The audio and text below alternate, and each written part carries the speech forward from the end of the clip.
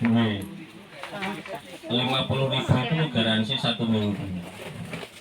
50.000. Dulu saya waktu pertama itu kira-kira itu 13 tahun yang lalu saya memang udah hobi anggur. Saya pernah tertipu. Awalnya memang tertipu. Kita beli online. Harganya masih 1 pohon 350.000. Kita beli 5 pohon. Nah, dari 5 pohon itu kita tanam, kita rapat. Saya masih awam. Nah, jadi saya mengharapkan anggur impor yang kualitas bagus dengan harga 1 bibit 350.000. Setelah kita proning pembuahan, ternyata anggur lokal, jenisnya Red Master, buahnya kecil tapi kecut. Nah, dari situ saya punya kawan yang bekerja di Jepang dan Korea, ya khususnya itu di perkebunan anggur. Nah, dari situ saya belajar. Dari situ kita kuliah belajar tentang budidaya anggur, tanam-tanaman dan lain-lain. Akhirnya saya sempurnakan dengan istilahnya itu penanganan di lapangan. Pasti kalau sekedar hanya teori itu belum cukup, karena di daerah masing-masing pasti hama dan cuacanya itu berbeda. Nah, itu yang kita sempurnakan di lapangan. Nah, dari situ yang saya tanam itu ternyata lokal. Saya potong, saya cari perkebunan anggur yang betul-betul valid. Saya beli entrestnya, saya grafting. Nah, dari situ saya grafting. Sebelum corona itu saya komersilkan, saya bikin bibitnya sampai sekarang. Nah, alhamdulillah sampai sekarang itu istilahnya saya mengembangkan anggur itu, bibitnya itu sudah sampai ke luar pulau, sampai ke Jambi, sampai ke Kalimantan, Jakarta, Bandung. Kalau untuk wilayah Pulau Jawa, alhamdulillah bibit dari kita sudah ada. Bahkan istilahnya itu sekarang ini banyak untuk mengembangkan tanaman anggur itu untuk wisata ada, untuk istilahnya itu semacam kafe, untuk daya tarik, untuk restoran dan lain-lain. Nah, jadi kalau misalkan mau menanam memang harus istilahnya itu harus tahu karakter pohon tersebut, entah itu durian, entah itu mangga dan sebagainya, karakternya seperti apa, cocoknya media tanam seperti apa, penanganannya seperti apa gitu. Itu kuncinya. Semua pohon kuncinya dari media tanam sebenarnya. Ini penanaman baru bulan Maret yang ini. Bulan Maret itu penanaman, di usia 5 bulan setelah tanam itu kita masuk pupuk generatif 1 bulan 1 minggu sekali. Setelah itu kita proning, muncul bunga. Nanti setelah dari muncul bunga sampai panen biasanya usia buah itu 110 sampai 120 hari udah panen. Tapi saya kalau suruh nanamin orang itu, saya bilangnya nanti ini buahnya berapa bulan, ya tergantung pohonnya, kesuburannya. Saya bilang paling enggak 1 tahun, tapi setelah kita tangani alhamdulillah kan 10 bulan sudah panen. Jangan sampai nanti saya bilang 7 bulan atau 8 bulan panen, ternyata sampai 1,5 tahun ya. Jadi saya bilang 1 tahun, nanti 10 bulan alhamdulillah sudah pada panen.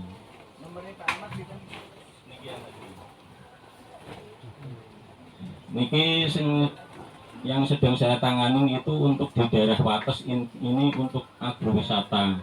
Ini luas tanah itu seluas sekitar 7 hektar itu untuk berbagai macam jenis tanaman seperti anggur.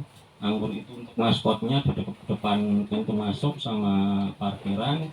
Lainnya durian, alpukat masuk, semangka, terus kelengkeng, kristal dan lain-lain. Itu luasnya 7 hektar untuk yang sekarang ini yang saya tangani di Wates Pengasih.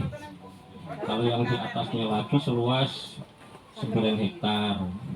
Itu kalau yang di Wates itu besok nanti untuk wisatanya pintu masuk gratis insya Allah. Jadi nanti hanya penjualan buah di situ, masuknya gratis. Kalau yang di Jambi alhamdulillah juga itu pantauan saya melalui hanya video call. Satu minggu itu 4 sampai 3 kali. Jadi itu mengarahkan saya dari awal penanaman sampai desain ke rumah makannya dan lain-lainnya itu melalui video call. Luas 1 hektar untuk coba-coba, alhamdulillah sudah berhasil sampai sekarang. Dari pintu masuk, sajian makanan, petik buah, seperti itu. Jadi semuanya kena semua duitnya. Jadi nanti ya seperti Bapak cari yang bilang, mungkin diambil positifnya, kira-kira cocoknya di daerah Bapak-bapak itu cocoknya pokok tanaman apa, seperti itu bisa diambil yang positifnya. Dan kalau di kawan saya juga ini dulu yang di Ketawang itu, yang Bapak Koding bilang itu dulu bibitnya dari saya itu 2 tahun yang lalu. Sekarang untuk wisata kebun anggur masuknya itu 10.000, dapat air mineral. Nah itu padahal hanya sekedar untuk tanaman anggur saja. Itu omsetnya bisa, kalau hari Minggu itu 400 orang pengunjung itu lebih. Berarti 10.000 kali 400 baru pintu masuk. Terus nanti petik, terus beli bibitnya. Apalagi kalau di dalamnya itu nanti disajikan tempat-tempat meeting, pertemuan dan lain-lain, seperti yang kawan saya yang Sapanto yang di daerah Jogja Sleman itu, untuk restoran itu peluang bisnis bagus sekali untuk daya tarik.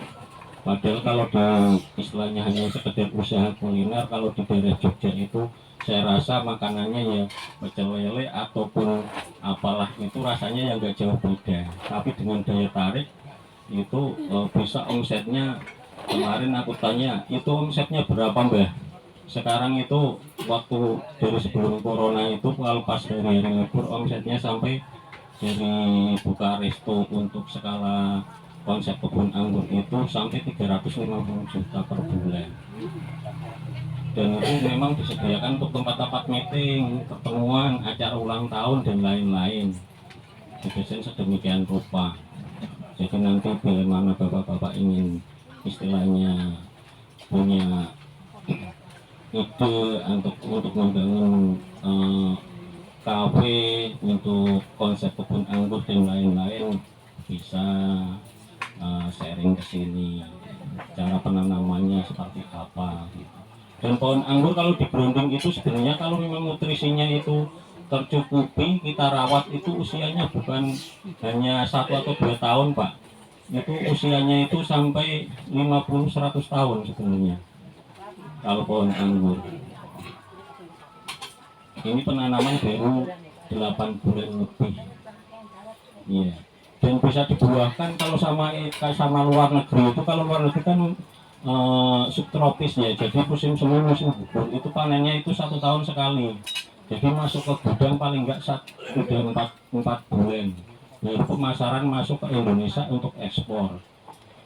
Itu kalau yang di luar negeri. Kalau di Indonesia potensi sekali karena bisa panen, bisa kalau dinaungin plastik itu seperti ini bisa 2 sampai 3 kali panen. Tapi kalau saya milih yang 2 kali panen karena setelah panen bisa untuk penyuburan, pemupukan vegetatif lagi, baru setelah itu subur lagi masuk pupuk generatif, baru kroning pembuahan. Nah, saya kira hanya itu yang bisa saya sampaikan. Saya mohon maaf sekali nggak bisa menyediakan tempat yang seperti Bapak Ibu harapkan, hanya seperti ini, sempit, panas dan lain-lain. Untuk itu saya sekeluarga dan Bapak Koding serombongan saya minta maaf sebesar-besarnya. Saya akhiri, assalamualaikum warahmatullahi wabarakatuh.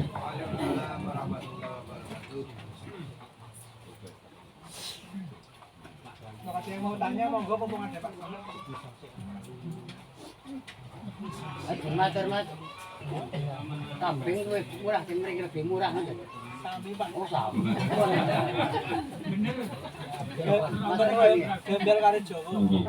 Biasanya kalau untuk Yo ditawani kok ora masalah alpukat Podo-podo larang ya. jadi prosesnya itu bagaimana Prospeknya apik kambing. dari awal tanam sampai itu seperti durian itu juga melalui tahap pruning pemeliharaan yang namanya cabang tersier untuk jalan pembuahan. Nggak beda jauh seperti juga dengan anggur seperti itu. Jadi kalau saya diundang biasanya itu untuk kelompok tani di suatu tempat untuk berapa orang itu biasanya di kantor desa. Nah seperti itu nanti akan saya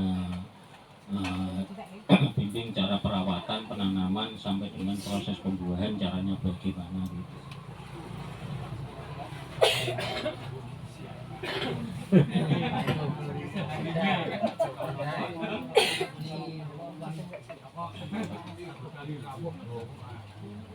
Saroy dong.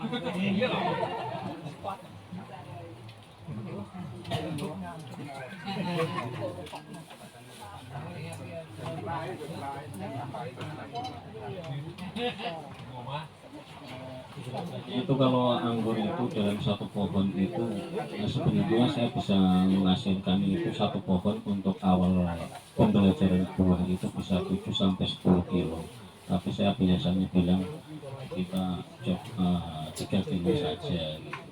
Karena untuk pembelajaran buah. Nah, padahal nanti buahnya bisa 5 kilo lebih. Saya bilangnya 3 kilo paling.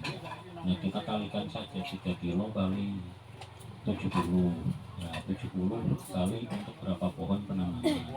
Nah, itu pun nanti entrasnya itu bisa kita grafting.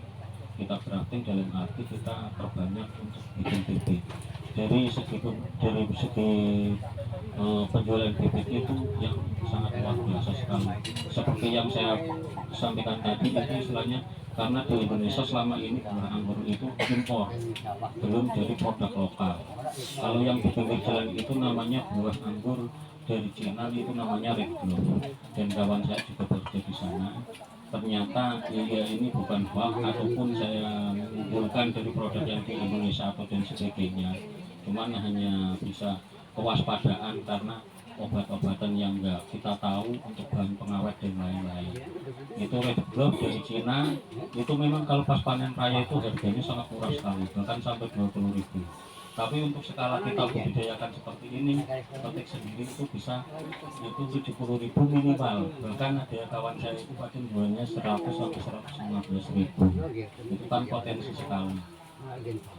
Tapi segala sesuatu memang harus dengan penanganan perawatan dan lain-lain ketekunan.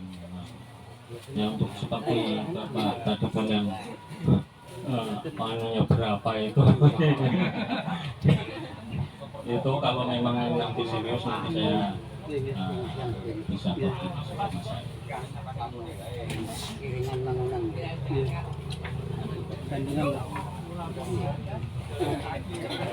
Tapi kalau biasanya kalau saya di sini kalau hanya untuk beli bibit gitu untuk ditanam gitu pasti saya ajarin cara penanaman, perawatan sama pembuahan. Untuk skala produksi nanti ada trik-trik sendiri dan nyata sendiri sampai untuk ngasih temuan gimana supaya malinya panjang dan sebagainya. Dan caranya untuk penjaringan buah kalau di kawan saya itu yang bekerja di Jepang itu pun penjaringan buah sampai 50%. Kalau di orang Jawa kan apa-apa itu sayang, kumpulan banyak sayang kalau kita buang. Padahal nanti dari segi kualitas akan berbeda. Dari segi kualitas penjaringan itu untuk 50% masih eman. Masih eman, padahal yang bagus itu 50% penjaringan. Nanti buahnya hasilnya akan bagus. Seperti itu.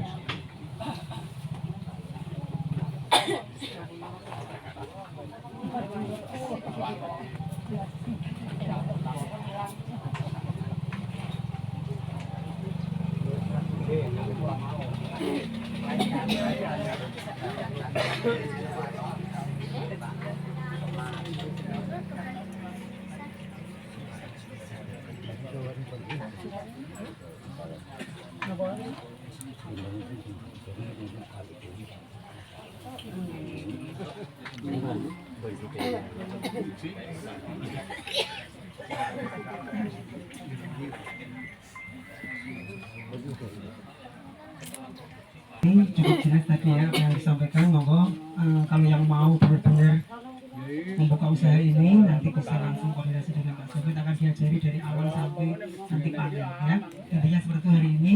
Jadi fungsinya kita wisata itu ada tujuannya, ada manfaatnya, tidak cuma berkunjung nggak oleh apa-apa kan. Tapi di sini dapat ilmu dan juga dapat canggihan rakyat Jambu, rakyat apa.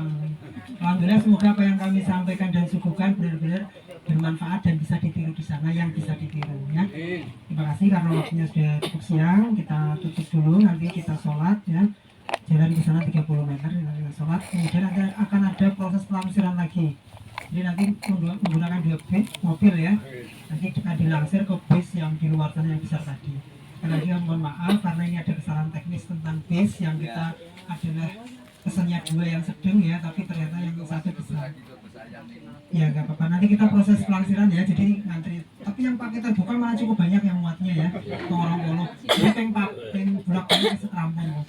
Ya terima kasih, demikian yang bisa kami sampaikan, semoga bermanfaat. Kami ulangi lagi dan mohon maaf yang seterusnya atas kekurangan kami dan kesalahan kami dan kelemahan kami. Semoga kami bisa meningkatkan untuk lebih baik lagi ya. Nanti selamat jalan, semoga nanti sampai tujuan semuanya sehat, selamat. Nanti di pantai, mau ke pantai nanti ya, tetap hati-hati, sampai jangan mandi ya, jangan mandi, cuma di pinggir-pinggir saja kalau mau foto dan lain-lain. Terima kasih, demikian. Assalamualaikum warahmatullahi wabarakatuh. Oh, mari kita tutup dengan bacaan hamdalah, semoga semuanya berkah ya. Alhamdulillahirrahmanirrahim, sehat, berkah, manfaat. Terima kasih, monggo yang mau beli